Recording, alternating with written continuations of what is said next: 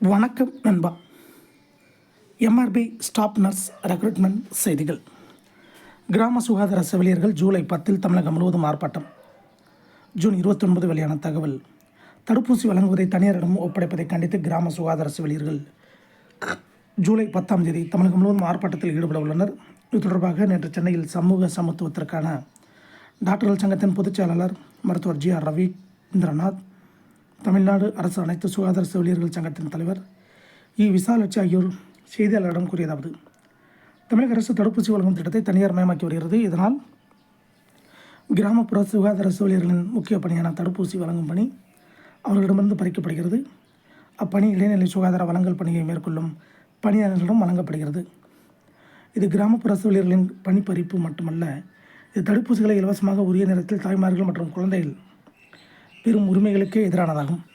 இது ஏழை எளிய மக்களுக்கு தடுப்பூசி கிட்டாமல் செய்துவிடும்.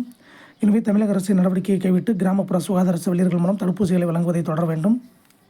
8488 துணை சுகாதார நிலையங்களில் 4000க்கும் மேற்பட்ட கிராமப்புற சுகாதார செவிலியர் காலிப்பணிகளை உடனடியாக நிரப்பிட வேண்டும். 50% காலிப்பணிகள் இருப்பதால் பணியில் உள்ள கிராமப்புற சுகாதார செவிலியர்களுக்கு பணிச்சுமை கடுமையாக அதிகரித்துள்ளது. ஆண் சுகாதார ஆய்வாளர்கள் பணியில் சேர்ந்த 5 ஆண்டுகளில் கிரேடு 1 பதவி உயர்வு வழங்குவது போல் பெண் ஊழியர்களுக்கும் வழங்க வேண்டும் என்பது உள்ளிட்ட பல்வேறு கோரிக்கைகளை வலியுறுத்தி பல கட்ட போராட்டங்கள் முன்னெடுக்கப்பட உள்ளன. அதன்படி கடந்த 23 தொடங்கியுள்ள கோரிக்கை அட்டைகள் அணிந்து பணிக்கு செல்லும் போராட்டம் ஜூலை 2 வரை நடைபெறும். ஜூலை 10 அனைத்து மாவட்ட தலைநகரங்களிலும் கவனஈர்ப்பு ஆர்ப்பாட்டம் நடத்தப்படும். 24 சென்னையில் உண்ணாவிரத போராட்டம் நடைபெறவுள்ளது. இவ்வாறு அவர்கள் தெரிவித்தனர். இதே போன்ற